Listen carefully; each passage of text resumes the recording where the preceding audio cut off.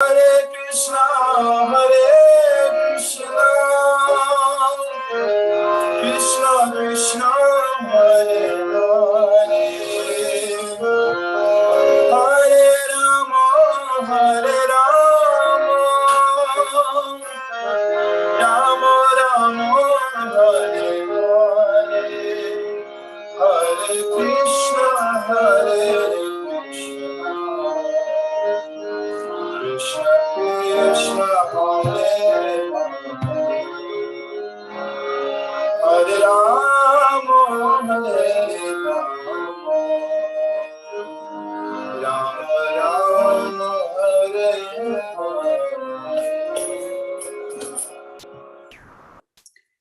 What do you say? It was Very fantastic. beautiful. Beautiful. Isn't it? Yeah. The tune was very good. Yeah. It's transcendental, Mataji. Hare Krishna, yeah. There's something about the tune, isn't it? Yeah. The Yeah. tune is very, very good. I should It's practice. like a Bengali song. Like It doesn't even sound that it's a foreign body, right? That's singing that song. Hare Krishna, Hare Krishna. You can share it with us. Very Krishna Krishna Hare Hare Hare Rama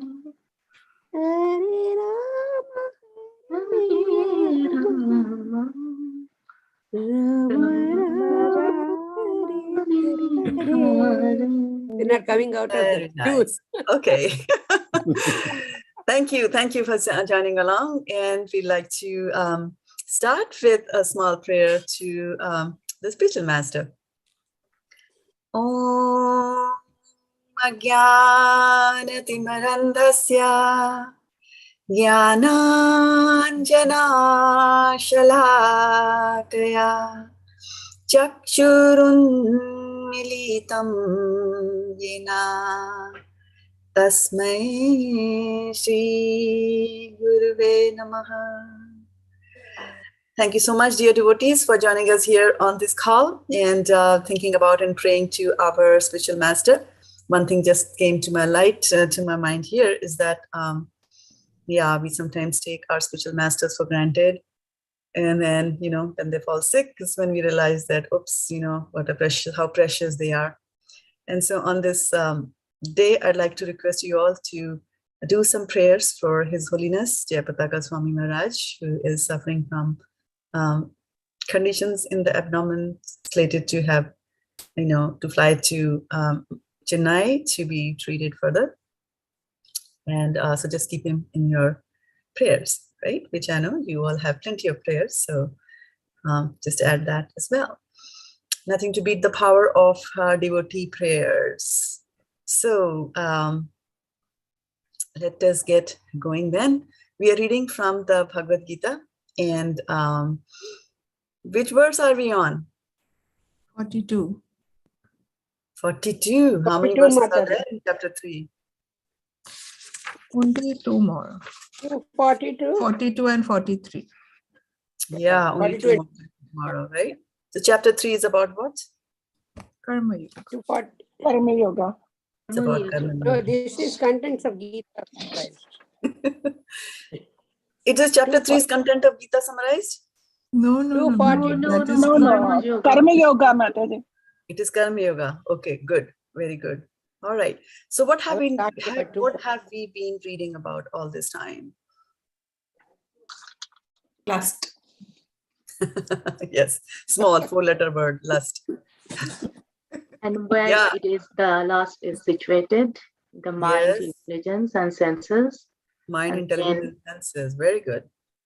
And then how to control the senses. How to control the senses? How do we control the senses?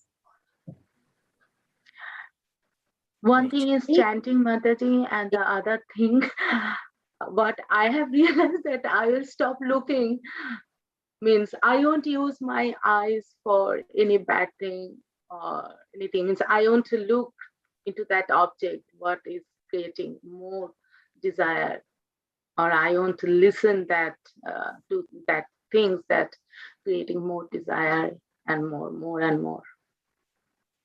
Just regulating the senses. Regulating the senses. What does regulating mean? Controlling. Controlling. How do you control the senses? It's very hard. And we also talked about how, like a bird, or how they had one sense and they got into trouble, and we have 5 senses. That first sense, I forgot that. Patanga, kuranga. Yes. That word? So for 5 senses, it's extremely difficult. And Extremely difficult. Yeah. And then how There do were you some describe lust? comparison, Mataji, like in the first was like fire and smoke, mirror and dust, and womb and embryo. So what was the comparison being made? Yeah, that is right. Very good for remembering that. And so what were we comparing? So we are comparing like covering. Covering, exactly. And what is being covered? Womb is covered. Your identity. Your identity is covered. The soul. The soul is covered. Body.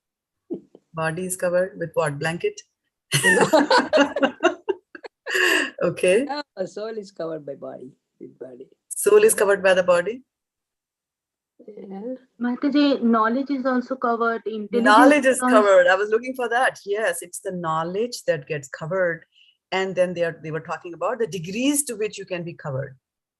Little bit covered, sometimes the knowledge is put to use, sometimes not put to use. Then that is as fire is covered by smoke, right? Fire is still there because you can, 2 properties of fire, there is light and there is heat. So even if it's all smoky, but still you can feel the other property of the fire, which is the heat, right? And what was the species where this is? Human beings, right? And the next one was the mirror is being covered by dust. So Embryo is covered by. So mirror is covered by dust. What does that show? as I remember, Animals, yeah, that is fine. But what is it trying to say? Mirror covered by dust. What is that verse trying to say? By giving this example, right? It's saying as fire is covered by smoke and mirror is covered by dust. What are they trying to tell us over there about what type of a covering is that? Mirror covered by dust. So whatever it is, the intended use of mirror, that is not being done because of this dust. Very right, very true, right? In the first example, whatever fire is intended to do, that is give heat and light, at least one part was there, 50%. Partial, yeah. Heat, right? Yeah. But here, cannot do at all, no mirror, right? The mirror starts acting like a screen because it's covered by dust. All right. And then the dust. Yes. And then what is the third? Embryo is covered by. Embryo is covered by womb. It is covered by helpless. the womb. Yeah. So what happens when the embryo is covered by the womb? It cannot move. Helplessness. There's helplessness there, cannot do anything. Look at that condition. And what do you have to do? What can you do? Nothing. Nothing. You have to wait patiently for the embryo to come out of the womb, and then you can take care of the child. And and what was the example that they gave there? Human Trees. Trees. And then when we talk about trees and we talk about pastimes of Krishna, which is the famous pastime that you think about? When I say trees. Arjuna, Mataji, Arjuna trees. Yeah. Yeah. Kubera. Right? Who were they? Arakuvera and Kubera's sons. Nal Kubera and Manigreva. Manigriva. Manigriva and Arakuvera. right? Kuvera and Algriva. Good. Right? And so when we were talking about lust, and we say lust is desire, right? Lust doesn't just mean in the sexual term of it. The word lust or kama means any type of desire. So, so when we were talking, we always talk about that this world is situated on desire. This world is there because of desire. What was our original desire? To enjoy ourselves independent of Krishna. So because of that, this world has been created for us. And then, right? And so because of this desire, so we talked about desire, and then what did Krishna say about the desire, about this desire, and what is the relationship between lust and the soul? What's the relationship between lust and the soul? They are two opposite, Mataji, totally. Okay, why are they opposite? Because Mataji, soul is meant to be close to Paramatma, and soul should listen to Paramatma. But Okay. if it looks at you see those tree, the fruits of the tree, and keeps on eating that and doesn't turn behind and look at the Paramatma, then he will be entangled in that tree only, and the fruits of his efforts, and he will keep on eating that, and there's no end then. Yeah, but how are they opposite? Then he That's my will be question. away from Paramatma. Because it is But- opposite. no, but when because you're saying it two is things are opposite from Paramatma. so just give me the precise answer, right? So when you're saying that lust and the soul are opposite, right? So now you have to give me the properties that makes them opposite, right? For example, if I were to compare the soul and the matter, I can give you examples, right? Matter is dead, soul is alive, like that. So when you say soul and lust are opposite, what makes them opposite? You have to give me, right? What I'm really asking for is, what is the relationship between the soul and lust? Actually, lust influences the soul to create false ego. Okay. Does lust influence the soul to create false ego? And what is false ego? That you are the body. That you are the body. Okay, so how does lust come into picture there to make you feel that you are the... If I don't have lust, then I won't think I'm the body. Then you won't want to enjoy. You don't want to enjoy. So are we coming from the fact, are we saying that our original lust is the cause of our losing our identity? Sukumalade, is that what you meant? Yeah, because then the soul becomes addicted. It wants Soul to becomes enjoy addicted. all the material thing, like everything, and that All the- we mistake that to be like we are happy, but we are not. You're not. Mataji, So the from desires- previous births. Complete your thoughts. Yeah, complete your thoughts. From previous births, there are so many desires in our sanskara. So from there also lust is coming. What we could not enjoy last time, it is still there. So Okay, so lust is our eternal companion. You are saying that's a relationship between soul and the lust. Okay. yeah, so soul Okay. wants to enjoy that thing Okay. what we have. Got it. So lust is soul's eternal companion, right? So that's a relationship between them. Okay. Lust is also a guest. Where does it lie? Where does it live in your body? The senses. The senses. Only senses? We said three places, Varshana. We said three places. Remember? I send. Mind and The intelligence. mind and intelligence Intelligence also, right? The All senses, three. the mind, and the And the intelligence. These are the intelligence, three yeah. sitting places for lust. Lust. Okay. So we said it's an eternal companion. We also said that it controls us, right? And then also we said that it is our resident. Yeah. What resident? Is a resident doctor? What is it? Mind. No. Lust is your what? Controlling power. No, I'm looking for words from the verses that we read previously. What was the relationship between lust and the soul? Mahasalo, Mahapapatna. Oh. And it is your eternal, it is your enemy. You remember? It is your enemy. And why did we say it is the worst enemy? Why is the lust your worst enemy? It's misdirecting. Because this misguides the soul. Because it comes in the form of a friend. When your enemy comes in front of you in the form of a friend, all your defenses are down. See, when you say that, your lion is your enemy, by the way, there's a lion prowling outside New Jersey, then you won't get out of your home. Right, Sutapa? Yes, and one more thing, like the strong wind sweeps away the board, so our senses, the lust can do the same thing. Less control. It's a controlling that we talked about. Yeah. It's controlling thing, right? But main thing we have to remember is, which Krishna says to Arjuna, is that it is your enemy. And what is the enemy? Mahashano. Mahashano means all devouring. All devouring, the one that eats everything. All devouring, like the garbage disposer in your kitchen sink. You put anything and it's gone. You want to put as many bananas in it, gone, all gone, all gone. That way, it dissolves it, and it is never satiated. The more you put onto it, the more it will want. The more you give, you think, right? So that's why in the second chapter of Bhagavad-gita, we read Samudramanam Machila Pratishtam. So it says that, you should be like the ocean. What happens in the ocean is that there are so many rivers that keep on coming and pouring gallons and gallons of water, into millions of gallons of water into the ocean, but the ocean stays calm and doesn't cross the boundary, right? Similarly, all these desires, these lusty desires, will keep on coming towards us like rivers, right? But then if you try to satisfy these senses, you will never be able to get any peace. Na shashantim apnoti na kamakami. One who tries to fulfill them will never get peace. Only one who conquers these desires is the one who's going to stay peaceful, right?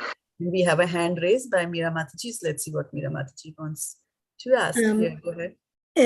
In theory, I understand what we are saying, what you are saying, but is it wrong to say I want a house, or you want you have a certain type of taste and you set your house somewhat, or you want warm clothes and then you have a taste of, oh, okay, I want to buy this type, or you want a car, or even though we cook and offer and eat prasadam, but sometimes we feel like eating certain taste and we cook and then we put bhog. So if we don't have any desires, won't we not think at all? Is this wrong well, few questions are, is it wrong to have shelter needs, certain basic needs, we need it, and then obviously we all have places to live and we have certain taste, and then cooking food and having kids and then fulfilling their wishes. So I know we can get entangled, but at the certain time we cannot ignore it. And if I always feel like if I don't have any desires, nothing's whatsoever, then I'll be like a jellyfish, not doing anything, and I won't think. I'll feel very dull. At the same time, it won't lead me to Krishna at the same time either. But this is, even though I feel like I have to control everything, is it going to lead me to Krishna faster or not lead me to him at all? Both ways, I feel sometimes I'm entangled. Thank you, Mataji, for asking that wonderful question. And by the way, I wanted to have a clarification that inside the jellyfish, there is a soul covered by desires. Okay, yeah, I didn't know. So when we say a jellyfish doesn't have, there's a lot going on in jellyfish's consciousness. Might be, not that manifest. Yeah. So here's the thing. And in the Chaturshloki Bhagavatam, the 4 verses of Chaturshloki Bhagavatam, 2nd canto, 9th chapter, right? So there, Krishna is describing Maya. So yes, if Meera Mataji wants to buy a Tesla, and somebody else might say, the rest of the audience here might say, oh, she's in Maya. She wants to get a Tesla, right? So how do I define it? Why is her getting a car Maya? So Krishna explains very nicely. He says that whatever connects to Krishna, whatever does not connect to Krishna is Maya. So when you have a desire to have a house, I want to have a house close to the temple. What's the reason for that? So that I can go to Mangalarti. I can go more often to the temple.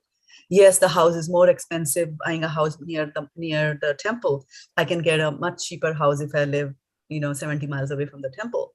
But I'm going to spend that money, and in trying to spend that money, I might have to earn that money first, right? And maybe opt for a better job, right?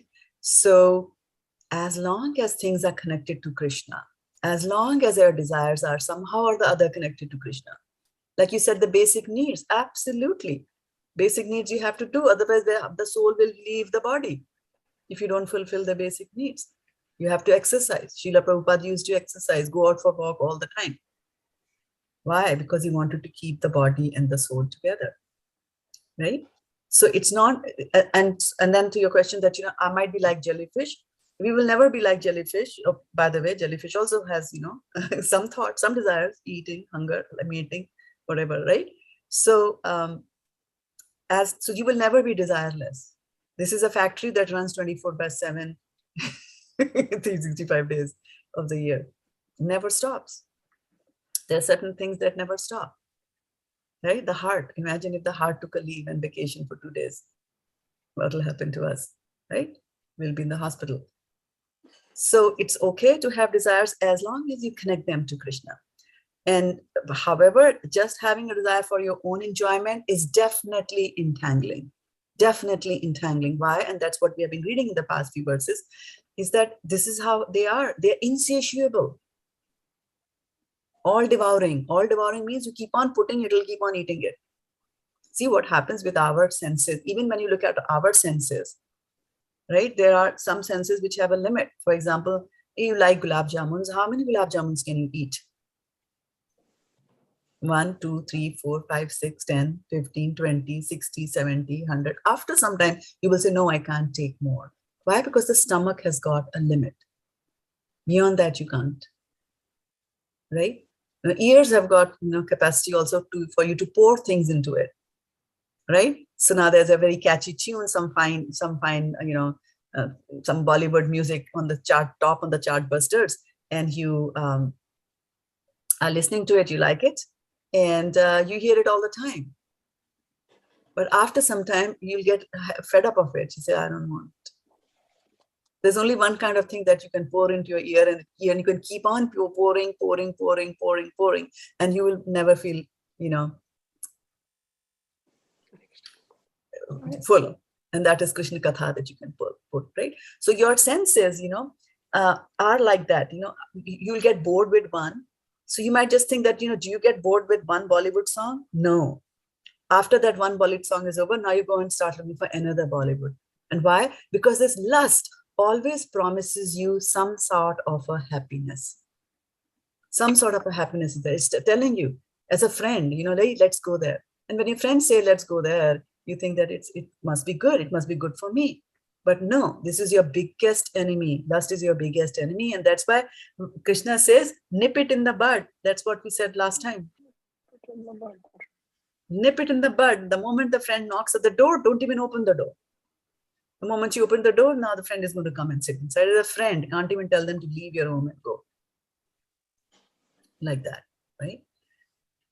So as long as your desires are linked with Krishna, you will have, Krishna will fulfill your desires also, and and you will feel very happy also. And I gave the example earlier of a lady who was very fond of buying jewelry. No, what jewelry? Diamond jewelry. Of all the jewelry, diamond jewelry. So you can imagine. And she could afford it. She used to go and buy it. And then somehow or the other, she came into Krishna consciousness. And then people started talking about 4 regulative principles, don't indulge in matter and things like that. So then she's directed her propensity to purchase diamonds towards purchasing diamonds for Radharani. And then she said the kind of joy that she got from purchasing diamonds for Radharani was not comparable to the little joy that she got when she was doing it for herself. So as you get into that mood, you will know. To that extent that you start doing everything for Krishna. Everything for Krishna. And one more question that you asked was, is it okay to have kids? And then to fulfill our desires. And that's what parents think. It's our desires to fulfill. It's our duty to fulfill our kids' desires, right? But in Bhagavatam, Rishabh-dev says something very different.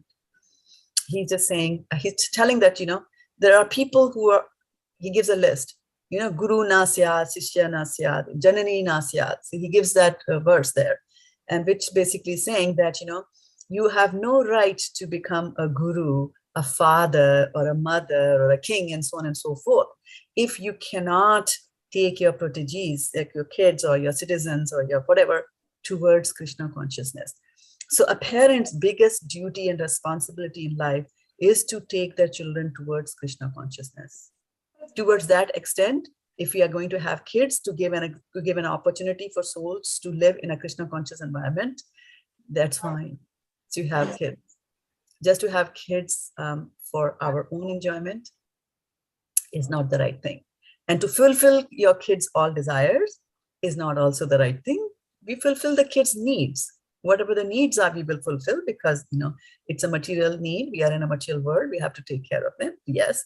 And we have a body that requires you to cover it with woolen garments when it is cold. Yes, you are supposed to wear a coat.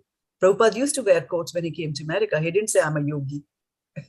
I don't do that. There are yogis who don't have a need to wear clothes. For example, when Swami Vivekananda came to America and he stayed in a railway station overnight in Chicago, not wearing any clothes, nothing happened to him. Why? Because he was a yogi. He had yogic powers and he could do that, right? But then you all have to move beyond those yogic powers. Yogic powers come naturally as a byproduct. When you're doing devotional service, after a long time, you will see that you start getting some powers. But those powers are very, very alluring and they will take you away. Because once you have these kind of powers, like, okay, I touch Sutapa and her cold is gone. I touch Varshana, her fever is gone. Oh, that's, what's going to happen when I do this? I will become famous. And then people will start coming. And that's it. You won't have any time to chant your 16 rounds. You'll be touching people and taking care of the disease. So you can desire to live the life like that, or you can go beyond it. Because our purpose of doing this is not to take care of this and that. Our main purpose in life and our main goal in life is how to overcome the 4 problems of life. And the 4 problems of life are birth, death, old age, and disease. Those are the real problems. All other problems are secondary problems. Somebody insulted me. I did not get my bonus. I have to work too hard. These are minor problems of life. But the real problems are birth, death, and old age and disease, because they happen to everybody all the time, all the places. And we don't have a material solution to them. That is the biggest problem of life. Okay. So Meera, are you happy? Mataji? Yeah, yes, thank you so much. Tell me, any more doubts? But we won't consciously wish for unpleasant things also. Absolutely, yes. Absolutely, don't So wish when for the pleasant things happen, yes, then we just think of Krishna. Yes, yes, with gratitude. Think of Krishna with gratitude. Don't say that, give me this, give me that. We are not Kunti Maharani. Kunti Maharani said, right, that bring me disasters because I think about you.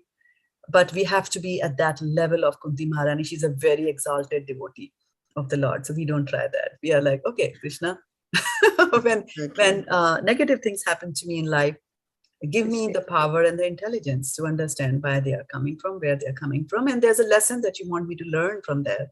And so let me quickly learn the lesson so that that situation will be over, right? As we advance in devotional service and as our surrender to Krishna increases more and more, these reversals of fortune on the material platform, they do not affect us at all, right? At the highest level, it doesn't matter. The hand is getting cancer, we're still chanting. That level.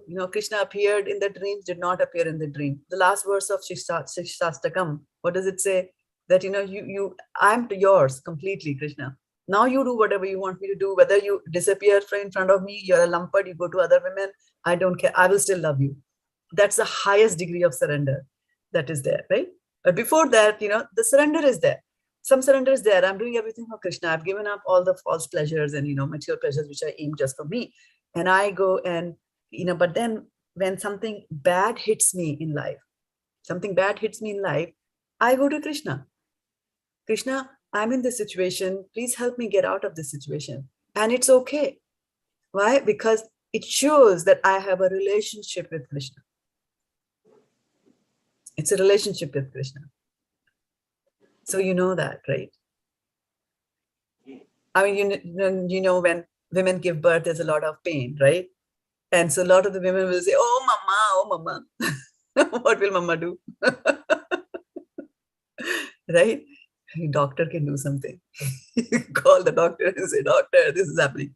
So at the right place, you need the right person. So, so we call out to Krishna. Chaturvidha bhajante mam jana sukritino arjuna artho jigyasu artharti jnani cha bharatarishabha. So Krishna is listing that there are 4 types of people, 7th chapter, that 4 type of people come to me.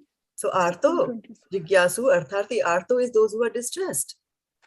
And then Prabhupada explains that it says that it's okay if you're distressed and you're going to Krishna, it's okay because you are demonstrating you have a relationship. There are so many people who are distressed, right? All of us are in distress, one type or the other type, right? They are all in distress, but they will try to fix it on their own. And in that process of fixing it, they will get even more entangled and, go down for the worse. But a bhakta turns to Krishna and says, okay. And bhakta is even amazing. Bhakta's mood is amazing. And in the Srimad Bhagavatam, we say, Tatte nukampam susamikshamano Bhunjanamevatmakritam vipakam Hridvagavapubhir vitadhan namaste Jive tayo mukti pade sadaya bhak. So what does it say? That when disasters come on a devotee's life, and they will come in a devotee's life, don't think they won't come. When disasters come in a devotee's life.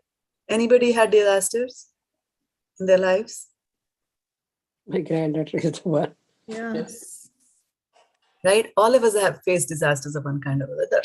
And a devotee, what the devotee does at that time, is devotee says that, Tatte nukampam, that is your mercy on me, Krishna. That is your mercy on me because I deserve worse than this. I deserve worse than this. But Krishna, because I am your devotee, you have reduced the sentence. You have reduced the sentence on me. And he continues to use his words and mind in the body in glorifying the Lord. This is what the devotees do when they are in distress. Varshana Mataji, she's smiling. She's got something up her sleeve. Yes, Mataji. Mataji, one of our very senior preacher, she went to Chicago, her son is there, and she was detected cancer and colon cancer. She has come back. Said, in this 1 month, these 3 months, she says, the realization which she has now, she never had in her life. These 3 months have, she says, have taught me so much that how Krishna helps you and how we should be close to him and what kind of strength he gives you to go through this pain. And when she said, beginning, she said, why me? Why has it happened to me? But immediately, because she is into Krishna conscious since last 37 years, and she has been teaching Bhagavad-gita, and very deeply she teaches. So Mataji, she says, I have realized, and I requested her that Mataji, sometime when you are okay, please explain your realization so that we can learn from you. And Mataji, she says, this realization which she has, it is for the lifetime. Even if I go away today, even then I will be satisfied. I'm happy that God has given me this pain to get this realization. Right, yeah. Krishna. Thank you, yeah, thank you. It is. There's a lesson to be learned. And realization is a realization. Even if she shares the realization with you, Prashana Mataji, you won't get it. Why? Because realization is a realization. A person has to go through that experience. We can't gain experience by hearing about it. You have to experience. Right? Mataji, by hearing others' realization, won't it give me the inspiration? Exactly. I should. Yes. But one has to really go through it to understand. what exactly others are going through it. You have to go through it to understand, right? Realizations are realizations. And that's why our understanding is like, let the distresses come to others. I'll just learn from it. Distresses have to come to us also. Yeah, That's only when we the really understand. Yeah, that's when we really understand what is going on there. Yeah. Only wearer knows where the shoe pinches. That sloka. There you go. Exactly. Very rightly put. Yeah. The wearer knows where the shoe pinches. Exactly. Others can just say it's pinching. Mataji, which chapter the sloka, that one, Tatenukampa? Tatenukampam, tell us which chapter it is. 10th canto, Brahma's prayers, Tatenukampam, 10.8.3.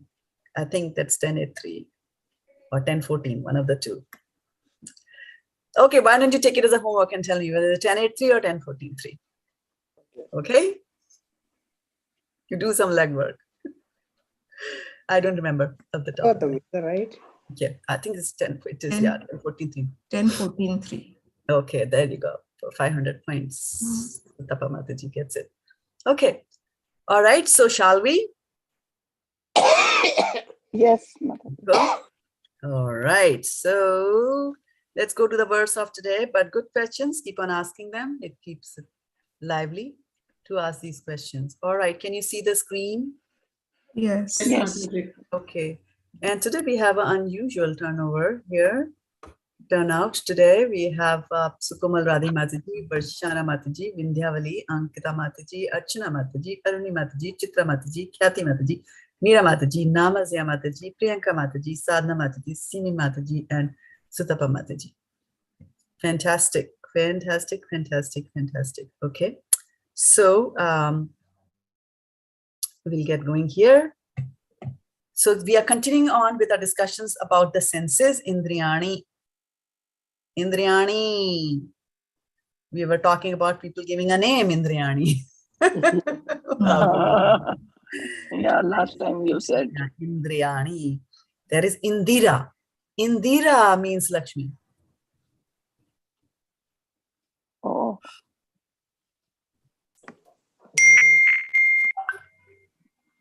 So in the Gopi Geet, right, the very first verse of Gopi Geet, it says Jayati Tedikam Janmana Vraja Shayat Indira Shashvadatrahi.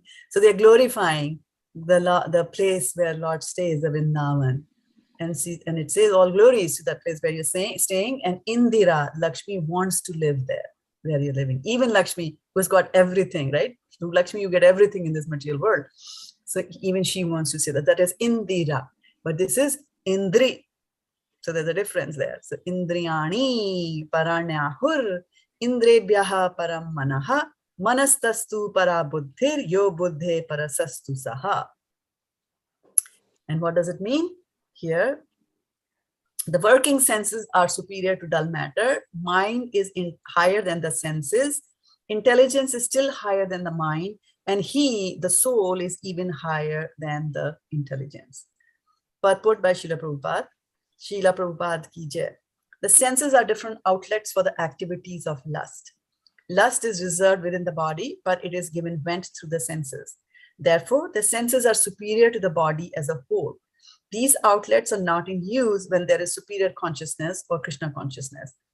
In Krishna consciousness, the soul makes direct connection with the Supreme Personality of Godhead. Therefore, the hierarchy of bodily functions, as described here, ultimately ends in the Supreme Soul. Bodily action means the functions of the senses, and stopping the senses means stopping all bodily actions. But since the mind is active, even though the body may be silent and at rest, the mind will act as it does during dreaming. But above the mind is the determination of the intelligence, and above the intelligence is the soul proper. If therefore the soul is directly engaged with the Supreme, naturally all other subordinates, namely the intelligence, the mind, and the senses, will be automatically engaged. In the Khat Upanishad, there is a similar passage in which it is said that the objects of sense gratification are superior to the senses, and the mind is superior to the sense objects. If therefore the mind is directly engaged in the service of the Lord constantly, then there is no chance that the senses will become engaged in other ways.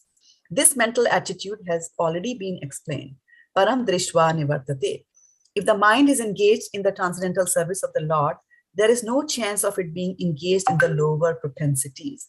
In the Katha Upanishad, the soul has been described as Mahan, the great. Therefore, the soul is above all, namely the sense objects, the senses, the mind, and the intelligence. Therefore, directly understanding the constitutional position of the soul is the solution of the whole problem. With intelligence, one has to seek out the constitutional position of the soul and then engage the mind always in Krishna consciousness. That solves the whole problem. A neophyte spiritualist is generally advised to keep aloof from the objects of the senses. But aside from that, one has to strengthen the mind by use of intelligence. If by intelligence one engages one's mind in Krishna consciousness, by complete surrender unto the Supreme Personality of Godhead, then automatically the mind becomes stronger. And even though the senses are very strong, like serpents, they will be no more effective than serpents with broken fangs.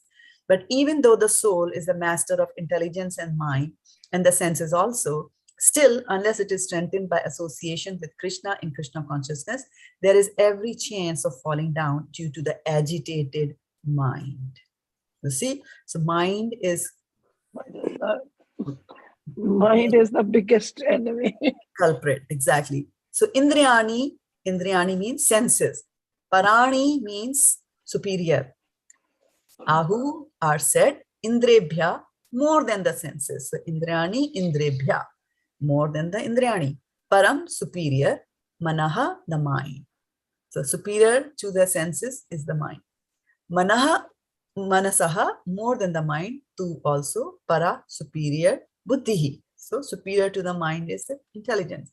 Yahu, buddhehe, more than intelligence. Parataha, superior to, but he or the soul is superior than the intelligence. Okay? So let's go and talk a little bit about this particular words as to how what Krishna is trying to do. So Krishna is trying to give a hierarchy. Right? He's given a hierarchy. So at the lowest level, so there are hierarchies everywhere, right? Can you give me some examples of hierarchies? Yeah, like you see president, prime minister, and minister, you see this is how the hierarchy. That's a hierarchy. Okay, very good. Any other hierarchies? Manager, employee. Manager and employee. Okay. The school, the principal, the assistant principal, the teachers. This is how it goes on. Right, right. Have you heard about a cyclic hierarchy? Circular hierarchy? Yeah. Okay, so let me give you a circular hierarchy which happens in the home. So in the home, you have got cockroaches. I hope not in your home and not mine. But in a home, there can be cockroaches, right? The cockroach is afraid of the lizard. The lizard is higher than the cockroach, the hierarchy. The lizard is afraid of the cat. The cat is afraid of the dog. Are you with me? Yes. Yes, Mataji. The dog is afraid of the master, the husband. I'll mute myself. And husband is afraid of the wife. Right. And wife is afraid of the cockroach. That is a circular hierarchy. Okay, so here also God is telling Arjuna that there's a hierarchy. Lowest is the dull matter. So dull matter means a chair. A chair is dull matter. There can be two chairs sitting on the dining table side by side, but they have no idea. One chair has no idea of the other chair. One chair cannot see the other chair, has no idea, right? Like that, right? Because it's dull matter, cannot do anything, is dead. So it's at the lowest level in this hierarchy. But above the matter are the senses. Why the senses? Because senses, through the senses, there are two types of senses. What are the two types of senses? Gross and Working, subtle. working senses, working senses and knowledge acquiring senses. Knowledge acquiring senses, right? So now let's talk about the knowledge acquiring senses. The knowledge acquiring senses are able to gauge and gather the knowledge about the chair. right? So they are superior than the dull matter because they can do something, gather the knowledge, right? And then once you gather the knowledge, so now let's take a better example than a chair. How about an ice cream? A tub of ice cream, right? So tub of ice cream by itself, nothing, it's there. But then the eyes can look at it and say, oh, mango ice cream, yellow color, nice little thing, right? And so then this information is presented to whom? Mind. The mind. It's presented to the mind. And what does the mind do? Mind has got previous recordings also. The memory is also there clubbed together as the mind, right? Smriti. It has got the remembrance that what does mango ice cream do to you? Yes. Right? So it remembers that, oh, I had it like last night. It was very nice. So I should have it this night again. So the mind has got now presented an idea, a thought has been generated that let us have this ice cream. And this will get presented to whom? This thought? Intelligence. Intelligence, because intelligence is higher than the mind. So when the intelligence gets to hear this, this is a proposition. Let's have the ice cream. Now the intelligence has got, it's superior, right? So just as your manager in your office has access to all the work that you do, has got access to your computer, and if needed, can also access your emails. Similarly, intelligence can also access all the memories that are stored, right? So job of intelligence is to do what? To decide, clarify. Huh? Yeah, say that loudly. Who said that? Discriminate. Discriminate, right? So the job of intelligence is to discriminate between good and bad. So now the thought has come, let's eat an ice cream. So what can be good about an ice cream and what can be bad about an ice cream? Taste and fattening. The taste and fattening. I remember many years ago, 10 or 12 years ago, we all assembled in the home of Sukomal Radhe Mataji. And they had thrown their home open for us to come and do all kinds of things. They didn't own that home, you know. So we were there and we had a workshop on devotional service, DT worship, and especially how to put tilak. And I remember it was a very hot afternoon. It was very, very hot. So Sukomal Radhe Mataji went and asked Vaisheshika Prabhu that, can we get some ice cream for the devotees? And he said, yes, because it was very hot. Eating an ice cream was a good idea. It is cool. So we got ice cream, prasadam ice cream, and we had it, right? So the intelligence will discriminate. And when the thought has come that should we have an ice cream, this is what, the intelligence is going to tell you. If you're alone and it's 12 o'clock in the midnight and there's that tub of ice cream, which you already had one last night, the good intelligence is going to tell you that it's going to lead to cholesterol in your body. So let us not do this, right? On the other hand, if it's a hard day, it's okay to have it like that. So intelligence is going to discriminate. Sometimes the intelligence also, goes crazy. When they say, buddhi, mati, mari gai, right? It's dead. It's lost its power to discriminate. Durbuddhi. Arjuna says, right? I want to see Durbuddhi. I want to see who is assembled here in this battlefield of Kurukshetra, who are the friends of Durbuddhi, Duryodhana. Duryodhana was Durbuddhi. Right? It's always scheming and planning. So the intelligence sometimes will present wrong ideas to the soul, but what it is saying is that you have the power to veto, right? So here, we have the judicial system that we have here. We have jury system, right? So whenever there's a case and you have to go to the juries, the jury sits and deliberates, or hours and days, sometimes and months, sometimes together, and they come with a conclusion and they present. Yes, the judge will ask, what is your verdict? Found guilty. And the judge has the power to override that, not agree to it. So similarly, you are the soul. You have the power to do that. But what happens is that because of lust is like that, the the soul also starts to become weak, because from where does the lust originate? The lust doesn't originate from dull matter. The lust originates from the soul. We have to understand this, that these desires are coming, these are desires of the soul. And the other things are just means provided to you. Brahma has provided, and that's what one of you said in the beginning, that the reason that we are here is because of us, right? Of our lusty desires, we are here.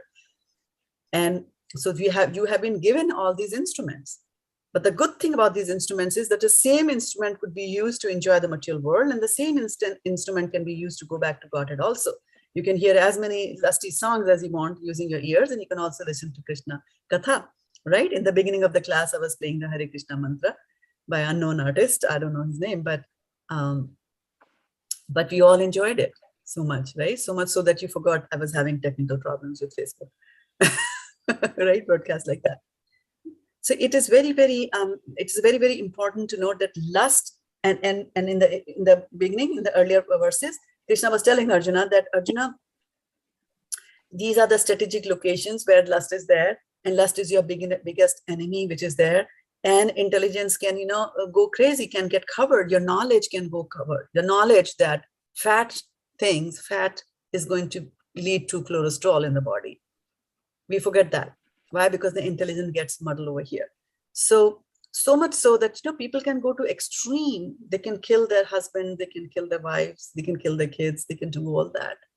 Just because the mind is so much more powerful, right? So now that we have got all these, right? 5 senses, you said, 5 knowledge acquiring senses, and then we have their subordinates, the working senses. So the knowledge acquiring senses, do the knowledge gathering, submit it to their boss, the mind, right? It goes all the way up to the soul, and soul wills it. Okay, fine, let's go and eat the ice cream. After that, what's going to happen? The soul cannot just sit there and will, right? To have an ice cream, something has to happen. So for the soul to enjoy the taste of an ice cream, the soul needs the karmendriyas. The soul needs that the legs have to walk to the refrigerator, the hand has to open it, right? And again, take a spoon and put it in the mouth. And the tongue is to now start tasting it, right? Knowledge acquiring sense comes into picture. So all they are subordinate. The mind will say, and that's why when people are addicted, they say, I don't even know. I didn't want to eat an ice cream, but I didn't even know how I found myself in the front of the refrigerator. Does it happen to you? Did it happen to any one of you? While you were on a diet, you found yourself in front of the refrigerator. Why does it happen? All these things happen so fast. Right. All these things happen so very fast that even before you know. So that's why Krishna is saying, in the beginning itself, curb this. In the beginning itself, right? Jayapataka Swami Maharaj explains in one of his lectures, he says that between thinking, feeling, willing, and acting, there are small gaps, right? And you should try to curb it in the first place itself, right? Let me not think about ice creams. If you don't think about the ice creams, the next 3 things are not going to happen. But if you're already in front of the refrigerator, it's very difficult to move away from there. Very difficult.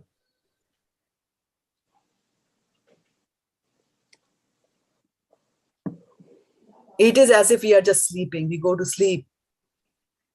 Intelligence is gone. Intelligence goes to sleep when we go to sleep. Mind does not sleep.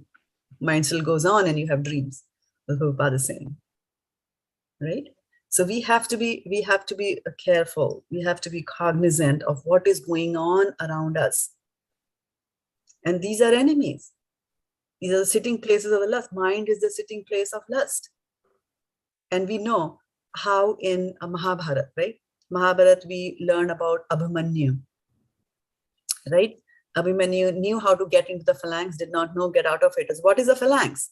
A phalanx is an arrangement of various items of military hood. There'll be chariots, there'll be horses, there'll be people on foot like that, right? They all arrange in that way, and you fight with this one, you kill this one, then you move further, another one is there. So there were so many surrounding Arjuna. So many surrounding him, right? Similarly, we are also, Abhimanyu, sorry, so many surrounding Abhimanyu. And similarly, we are also like that. How many enemies are surrounding us? 5 knowledge gathering senses, 5 working senses, 10 army, right? A Maharathi, he can fight 10 people on 10 rats all together. At one time, they can take on, they can fight. Then you're called a Maharathi. Otherwise, the fightings are always 1-to-1, right? But a Maharathi can fight with 10 people on a chariot. Similarly, the soul has to be a Maharathi and fight all these 10 which are there right in our body. That's the bad thing. Right inside us. And I'd given the example that earlier the fight used to happen between Suras and Asuras, and the Suras were in one planet and the Asuras were in another planet. They were different, they were there at different planets, right? And then in the next Yuga, different countries, India and Sri Lanka, like that, right? And in the next, same country, but different families, Kaurav and the Pandavas. And now inside, just inside us, are these 4 enemies. And how will you get over them? You have to engage your senses in Krishna consciousness. That's the only way, and there's no other way.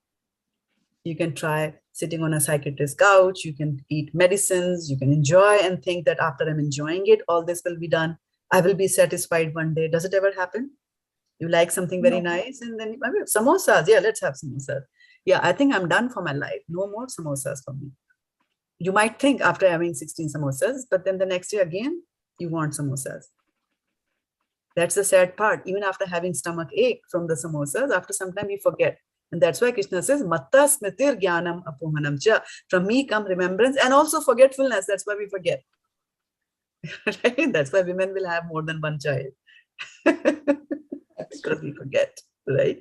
So it is required in some places for you to forget. Right? And some don't.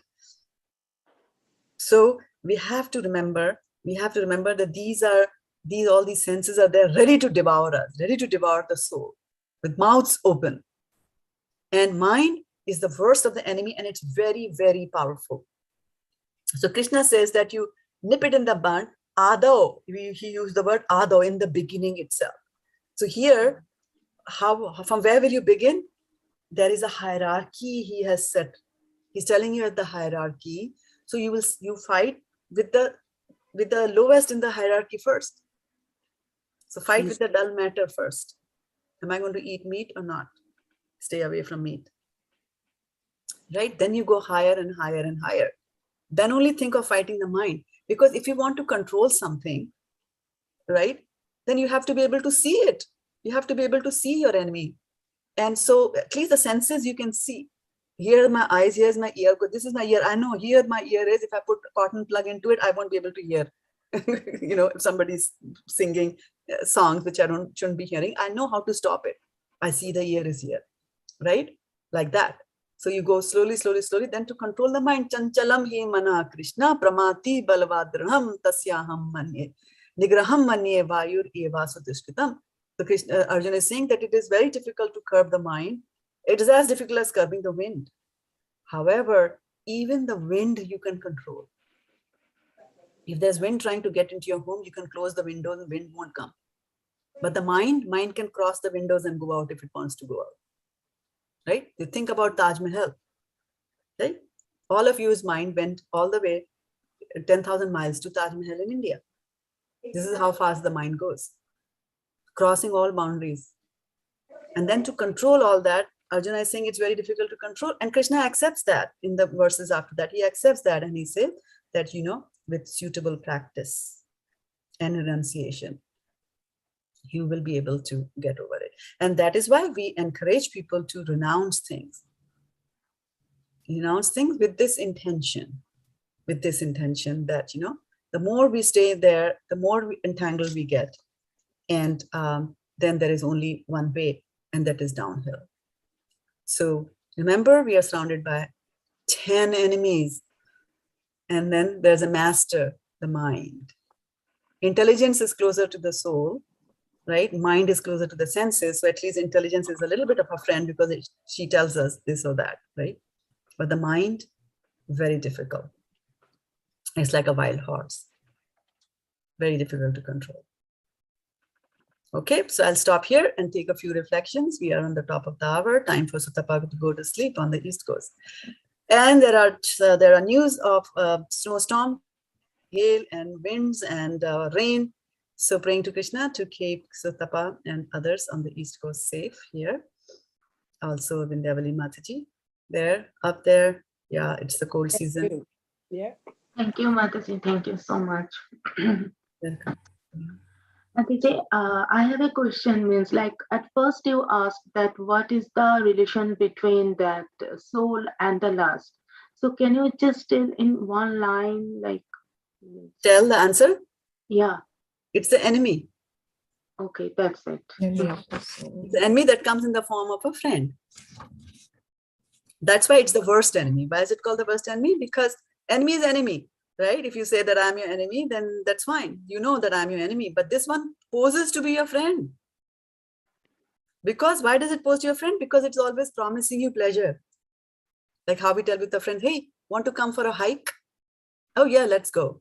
So there's a promise of some enjoyment there in hiking. Hey, let's go and watch that movie.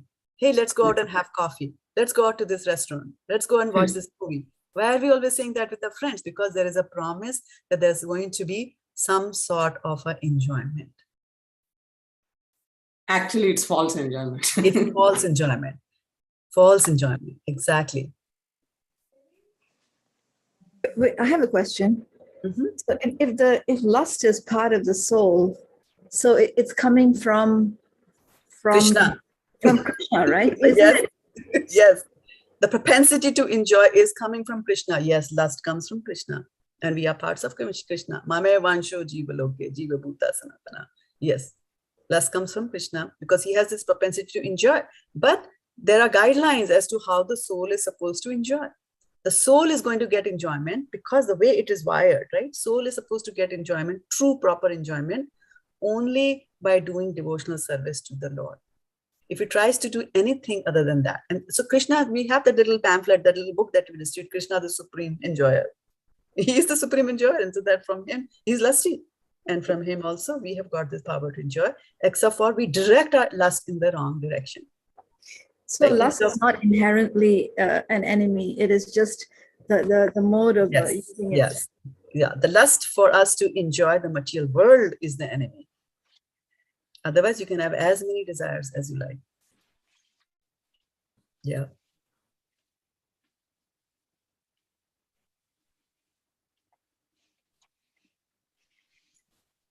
Anything else? Any other thought before we call it a day? So what's the hierarchy?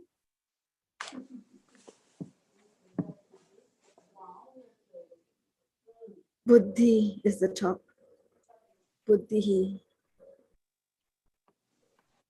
Intelligence, mind, and senses. No, give me the order. Dull What is the lowest? What is the lowest? Dull matter. Senses. Dull matter. Above the dull matter are Senses. Working senses. above the senses, Mind. Mind. of the mind, Intelligence. Intelligence. above the intelligence, Soul. Soul. and above the soul, Super soul. super soul, right? Super soul, right? And this is what Varshana Matiji was alluring to in the beginning when she was saying that like a bird that keeps on eating, right? So the soul is like a bird on this tree of the human body and keeps on eating here and there, basically means suffering and enjoying the karma.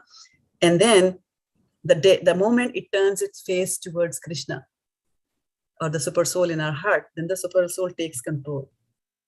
So a non-devotee's lives are governed by the laws of material nature. And a devotee's life is governed by Krishna or Radha. They take over. So Maya and Yoga Maya, right? So Krishna will take over. So that's why when you see that extremes of things are happening to a devotee, why did this happen? there is something Krishna has in plan for you. That is why it is happening. It is not a karmic reaction, because sometimes devotees might think that, what have I done? I have been leading such a nice life. What did I do? And they are not questioning it, that what did I do? And as a result of that, they are more remorseful that, what did I do to Krishna, that now I'm being punished like that. But sometimes these reversals in life come, they are not karmic reactions. They are being meted out to you to help you understand what life is, what attachments are, about this material nature, how entangling it can be, and so on and so forth. My son says all the time that, Mataji. He says, this thing came to me, and what did I do? And I need to know. And now he says, yes, God is there. He has to help me out. And I am in this, and I don't know how to come out of this. And then I'm just depending on him only, so just surrendering to him. He always says, why it happened all these days. I was happy and I was doing everything. I never had any problem. And whatever good things I'm supposed to do, I'm doing. But still I'm having this. Why? So there's no answer for that, Mataji. So he has to wait and see, that's all.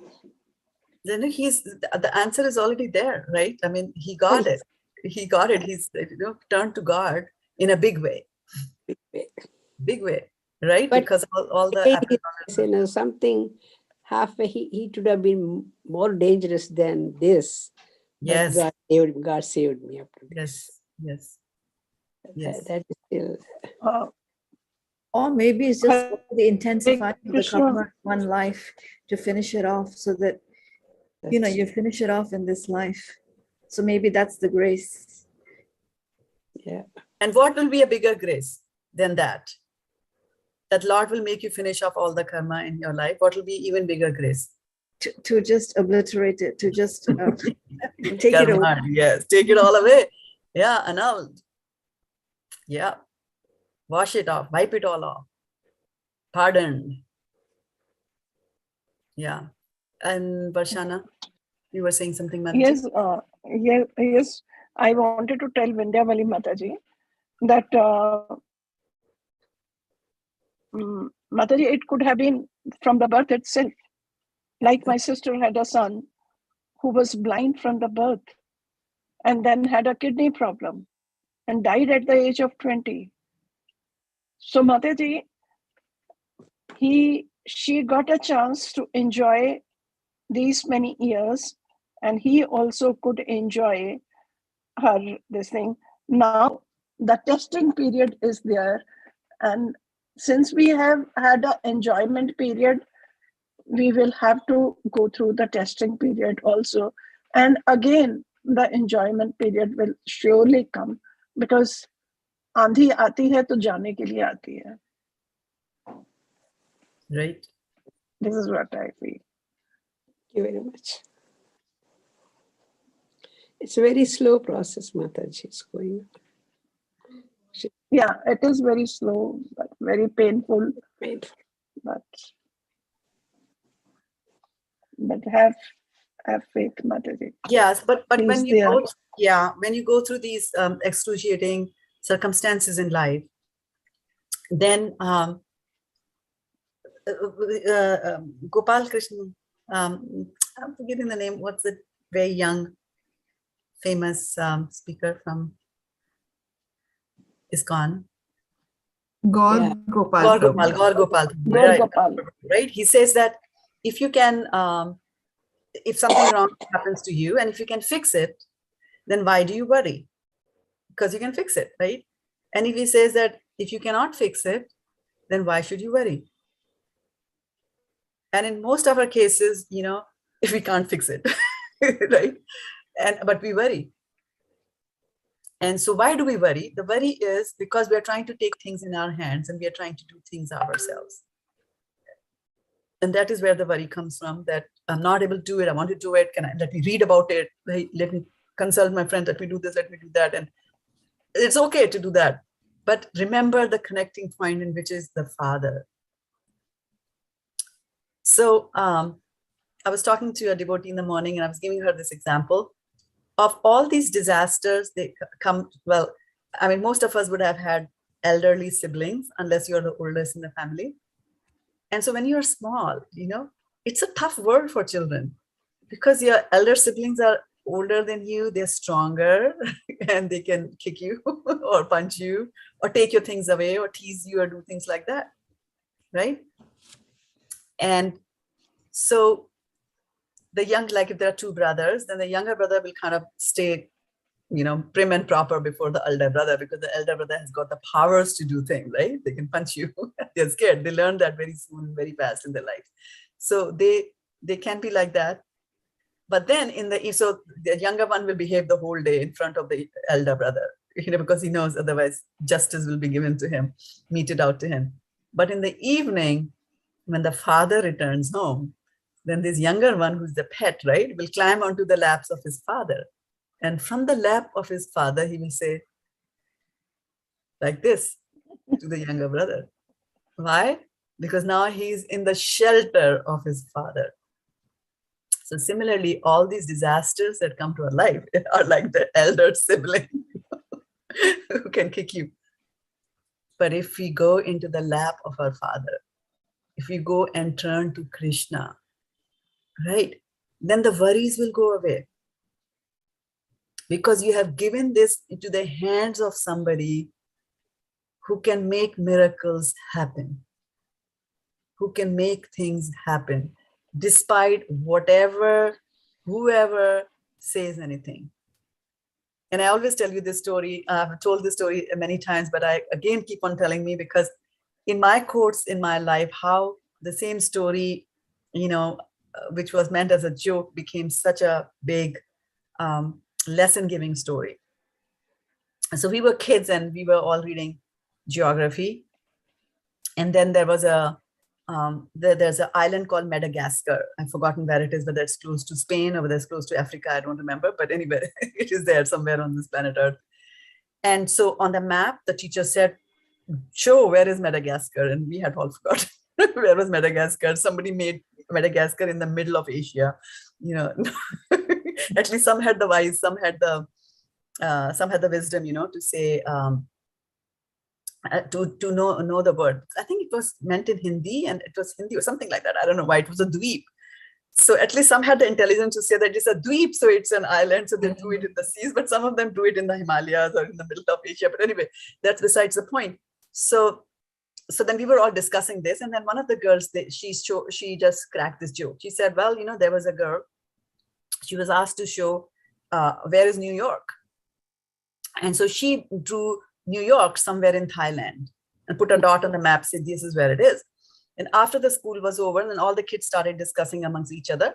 And so then they said, hey, do you know, where did you put this? New York, it's in America up there. And she said, oh my goodness, I have put it in Thailand. And then she went and started praying to the Lord. Lord, please move New York to Thailand. And we all started laughing, right? So there's a joke, right? Kid is saying like that. But then later on, as I came into devotional service, it's like, that is real devotional service. When you think that Krishna can do this, Krishna can do the most impossible thing to you, for you. You just have to have that faith. Look at that girl's faith in the Lord, that he can move New York to Thailand like that. So that's the kind of... As long as we think that, I can do. Yeah. Then I don't think we get any help. So we need just help. Yeah.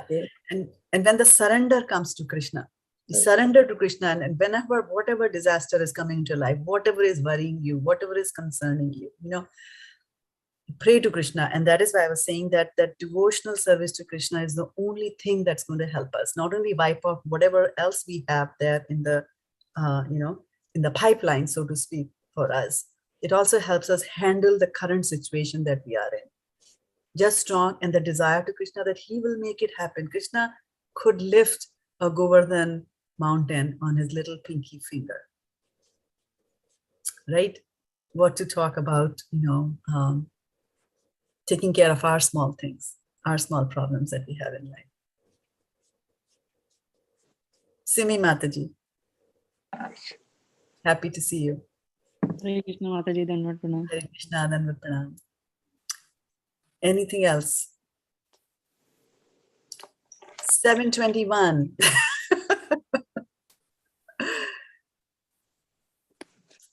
Okay, so if nothing, then we'll call it a day here. Thank you so much for your participation. Mataji, if you want to say Hare Krishna, sorry. I was trying to unmute here. Who is the Mataji? Kat? Oh my goodness. We have a special guest. We need to remove the, we need to put the spotlight on our guest here. Where are you, my dear guest? Haribol. Say Haribol. Oh, so sweet. She sees the devotees and she gets happy. She becomes happy. Haribol. Jagannath Baldev Subhadra. Jagannath Baldev Subhadra. 3 deities. That's her favorite song. Yes.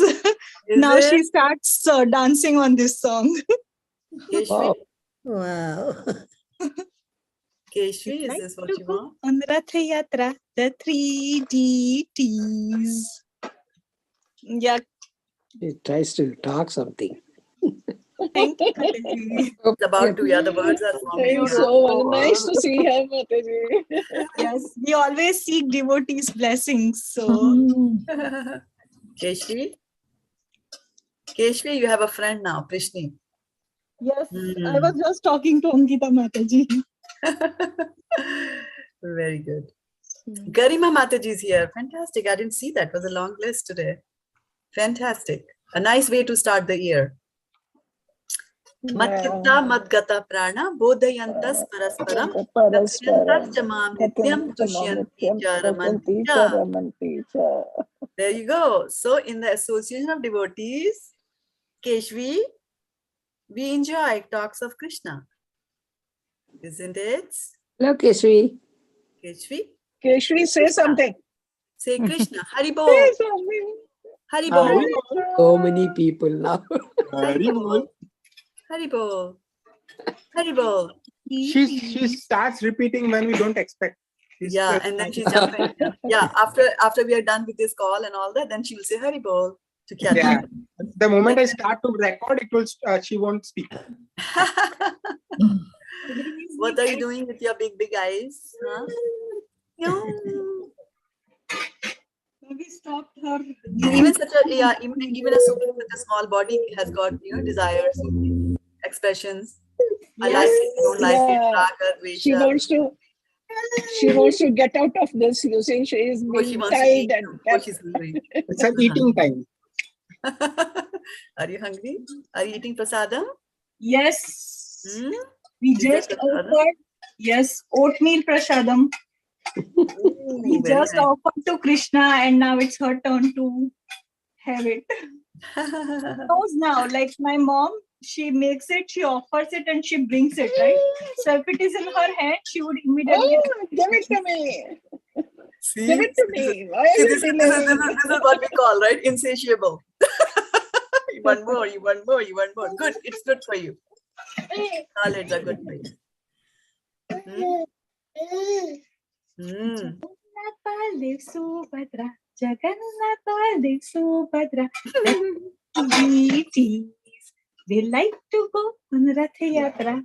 Yeah, you won't take everyone's time. I think. Yeah. I will not. But thank you, Shraddha Mataji, for saying that tummy time is a Dandvat time. Now, that is a different consciousness, Very nice. Very nice. Thank you very much. Thank you, Shraddha Mataji. Okay, and thank you to everybody. Thank you so much, Shraddha Mataji. Shana Mataji. Dandavat Pranam. Haribol. Hare Krishna. Vanchikal Patrubhyasya. Patitanam Pavnebhyo Vaishnavebhyo Namo Namah.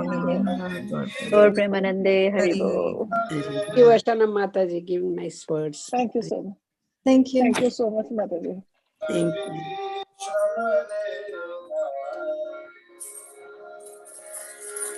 Hare Ram, Hare Ram. Hare Krishna, Hare Krishna. Hare Krishna, Krishna Krishna, Hare Hare,